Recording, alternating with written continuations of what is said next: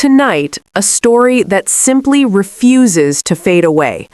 Newly released government files are once again pulling Jeffrey Epstein back into the national spotlight, and with him, a long list of unanswered questions, powerful connections, and institutional failures that span nearly 2 decades. Millions of documents are now public. Journalists, legal experts, and investigators are still digging through them.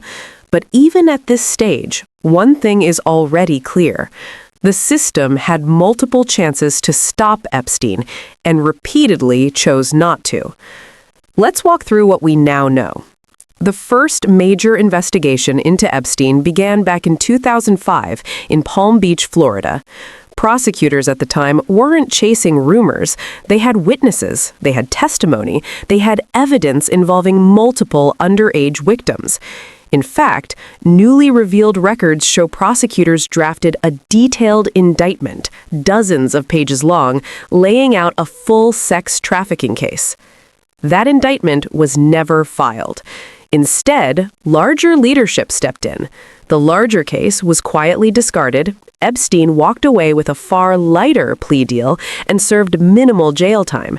A decision that years later, even prosecutors themselves would struggle to explain.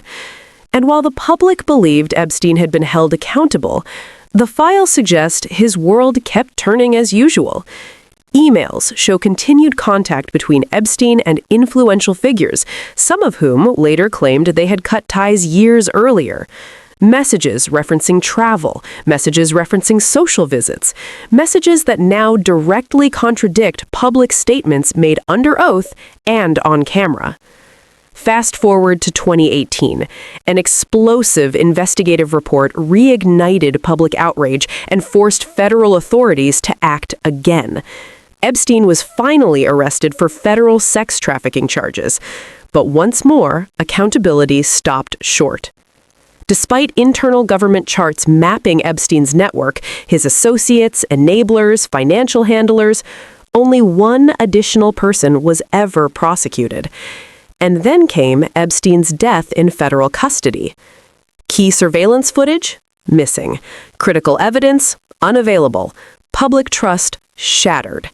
Since then, administrations from both political parties have promised transparency, and yet year after year, victims and the public were told the same thing: there was nothing more to see. Until now, because these newly released files tell a different story. They reveal years of ignored leads, conflicting statements from officials, redactions that protect names while exposing survivors, and a Justice Department that, even when legally required to release records, delayed, resisted, and made critical errors. For survivors, this isn't ancient history. This is ongoing harm. They argue the truth was buried not just to protect one man, but to protect institutions, reputations, and powerful people who never expected the full story to come out. And that's the real question tonight. Was this about a single criminal, or was it about shielding an entire network from scrutiny?